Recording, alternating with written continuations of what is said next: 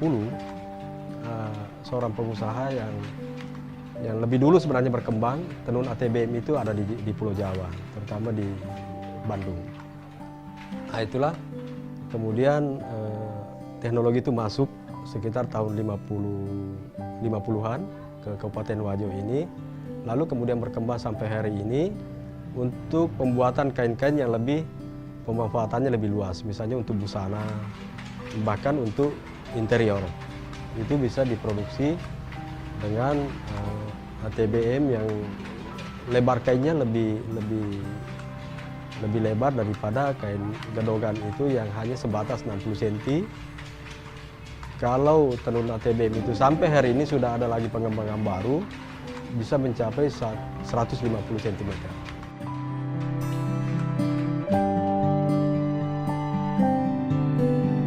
Keberadaan kain tenun sutra sengkang tidak dapat dipisahkan dari kehidupan sehari-hari masyarakat Wajo. Bahkan di tahun 70-an, tenun sutra seolah mempunyai keistimewaan tersendiri saat hari raya tiba. Tidak hanya itu, sutra sengkang mempunyai nilai simbolik yang sangat tinggi dalam menerjemahkan hubungan suami istri dalam kehidupan masyarakat Wajo.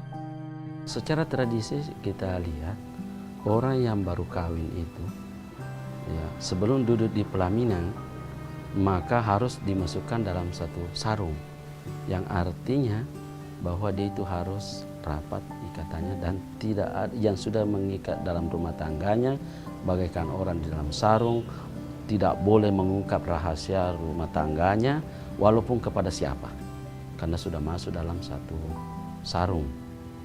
Lalu sarung itu dijahit dalam artian sebagai simbolik untuk tidak ada lagi yang akan membicarakan rahasia, kelemahan dan kelebihan di dalam rumah tangganya. Tahun 70-an saya masih dengar semua orang kalau lebaran pasti pakai sarung sutra. Kalau hari lebaran itu bunyinya sarung sutra, kalau di masjid orang berdiri untuk salat semua pasti terbunyi kedengaran sebagai kain sutra. Dan saat itu juga orang pada pakai sutra sebagai pakaian salat Idul Fitri. Lalu yang kedua yang saya lihat, orang Wajo itu biar sebagai ibu rumah tangga, dia memenuhi kebutuhan suaminya, memasak, memelihara anak, juga dia masih melakukan aktivitas itu dan tidak ada yang terabaikan, semua jadi. Kain tenun sutra sengkang mempunyai ciri khas yang membedakannya dengan tenun sutra dari daerah lain, yaitu warna yang terang dan mencolok. Warna kain tenun ini pun menjadi makna tertentu dan penanda tersendiri dalam kehidupan masyarakat Wajo. Kalau berbicara masalah warna, memang ada peruntukan tertentu bagi pemakaian warna itu. Misalnya saja seorang gadis itu biasanya memakai sarung baloreni, kotak-kotak kecil dan halus, dan terdiri dari warna tua muda. Pada umumnya memakai warna pink terang dengan pink muda, ataukah hijau daun dengan hijau muda, dan seterusnya. Berbeda kalau perempuan itu sudah berkeluarga, itu juga memiliki ciri warna tertentu, ataupun laki-laki yang masih lajang belum menikah. Nah, sehingga pemanfaatan sarung itu pada zaman-zaman yang lampau, pada umumnya keluarga-keluarga jika menghadiri undangan membawa serta keluarga-keluarganya. Jika suatu keluarga memiliki anak laki-laki, itu dibawa serta dalam suatu acara pesta pernikahan, dan dipakaikanlah sarung yang menandakan bahwa si anak ini masih bujang. Di keluarga lainnya juga mungkin membawa anak gadisnya yang juga memakai sarung yang menandakan bahwa dia masih gadis. Ya, sehingga kadang-kadang terjadi perjodohan setelah acara itu, karena pada saat berkumpul orang-orang sudah bisa melihat, oh si keluarga ini ada memiliki anak laki-laki yang masih bujang, keluarga ini masih memiliki anak yang masih gadis. Jadi ada warna khusus untuk kalangan bangsawan, warna hijau karatong, kalau di sini kan hijau datu, itu dikhususkan untuk kalangan bangsawan. Ada warna kuning, ada warna merah, ada warna ungu. Itu ada tempat-tempatnya bahwa kalau warna ini, kalangan ini yang bisa, umur sekian yang bisa pakai. Itu dulu, tapi sebagian sekarang masih daerah di Tanah Bugis masih pertahankan itu. Sebagian juga tidak pertahankan lagi. Selain warna, motif khas kain tenun sutra sengkang juga menjadi ciri khas yang telah ada sejak ratusan tahun silam. Meski seiring berjalannya waktu, motif-motif ini mengalami modifikasi. Sebenarnya motif-motif yang tercipta itu tidak terlepas daripada karakter orang Bugis Wajo itu yang berada dalam pemerintahan yang demokratis, walaupun pemerintahan itu kerajaan. Itu yang tercipta di masyarakat karena begitu leluasanya, begitu bebasnya orang mencipta, sehingga tidak ada batasan bagi mereka seniman-seniman perajin tenun ini untuk mendapatkan inspirasi yang lebih luas lagi, yang kemudian diimplementasikan ataukah dibuat dalam bentuk motif pada tenunan itu. Yang mencirikan kekhasan daripada lipas sabbe atau sarung sutra sengkang itu terletak pada tumpalnya.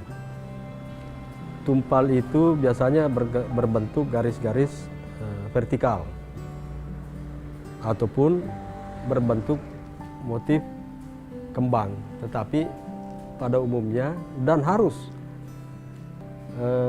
dalam hitungan ganjil. Misalnya kalau dia garis vertikal, hitungannya pasti selalu ganjil, dan di tengah-tengahnya ada garis yang lebih tebal yang disebut datu. Dalam bahasa Bugis, tumpal itu disebut kepala lipa. Jadi kalau sarung Bugis itu mutlak harus ada kepala. Di dalam kepala itu atau tumpal itu ada satu garis tebal yang disebut datu. Itu tidak boleh sama ukurannya dengan garis-garis yang ada di sampingnya. Begitupun sekalipun itu misalnya dalam bentuk kembang tumpalnya itu, misalnya modifikasi motif kotak, katakanlah ini balok tengah, kemudian tumpalnya berbentuk kembang-kembang kecil. Hitungannya selalu ganjil, 1, 2, dan 3. Tetapi dalam penempatan garisnya itu harus ada di tengah-tengahnya itu berbentuk garis besar atau lebih tebal ukurannya, lebih lebar ukurannya dibandingkan garis-garis yang ada di sampingnya. Ya, motif ini namanya balomakalu atau motif melingkar. Posisinya dalam posisi horizontal. Sarung ini diproduksi kurang lebih 50 tahun yang lalu. Jadi motif makalu ini menggambarkan hubungan antara manusia dengan manusia dalam kehidupan sehari-hari. Kalau dalam agama Islam disebut hablum minan nas. Motif ini namanya balotetong atau motif vertikal. Ini menggambarkan hubungan antara manusia dengan Tuhannya. Jadi karena masyarakat Wajo adalah masyarakat yang religius, sehingga dalam penciptaan motifnya pun juga itu tergambarkan bahwa hubungan antara manusia dengan Tuhan itu juga sangat penting. Sehingga terciptalah balotetong ini. Motif ini namanya baloreni atau motif kotak kecil. Biasanya peruntukannya untuk kaum perempuan. Filosofi daripada baloreni itu adalah kotak-kotak kecil, yang berarti perempuan itu memiliki kehalusan baik dari perasaan, tingkah laku, dan lain sebagainya. Dan penguasaannya pun juga berada pada lingkup kecil. Motif ini namanya malolobang, biasa juga disebut surak laba. Artinya terdiri dari paduan motif-motif yang berbentuk kotak yang lebih besar. Motif ini namanya motif atau balom mapagiling. Teknik menenunnya dipadukan dua teknik sekaligus. Ini teknik tenun ikat dengan teknik subi.